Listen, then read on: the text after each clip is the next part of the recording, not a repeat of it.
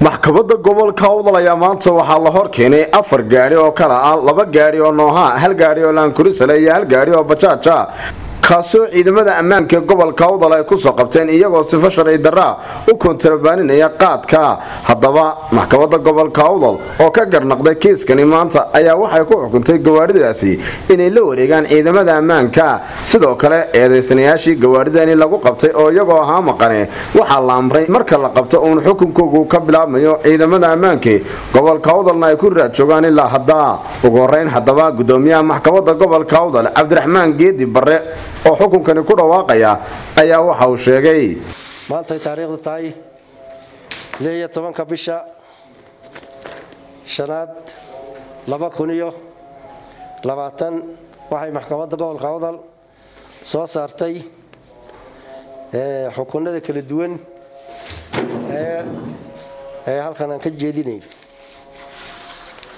maxkamadda gobolka Awdal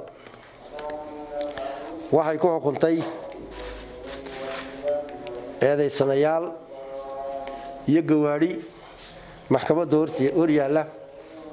eedeysanayaashaas oo maqanayaal ku eedeysan ciidanka booliisku ay ku soo yeedeeyeen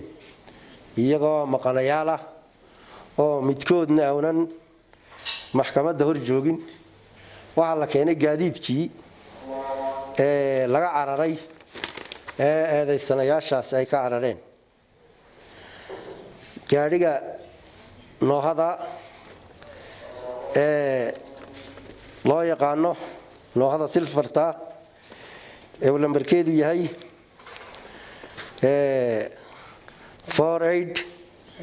48580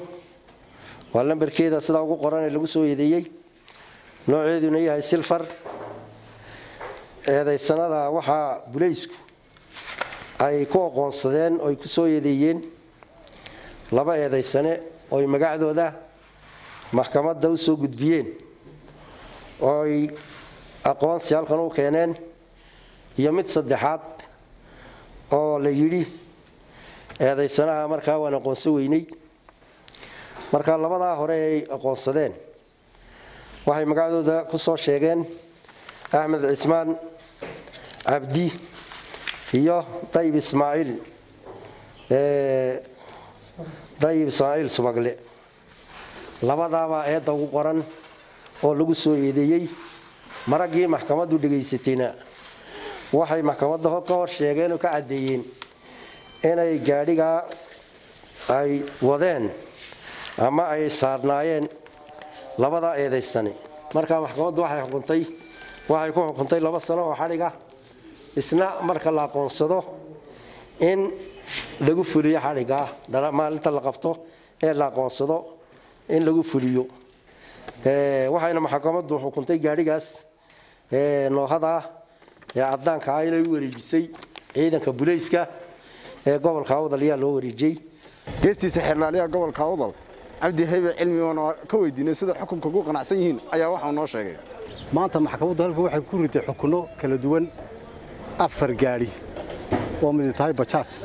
xabadlaan kurusala iyo 2 nooha kuwaasoo dhammaantoodba lagu soo qabtay qaadkan la mamnuucay bisha Ramadaan oo sifo sharci darro ay dalka ku soo doonayeen inay ka ganacsadaan xigmadda looga jeeday waxaan loo joojiyay waa bulshada caafimaadkeeda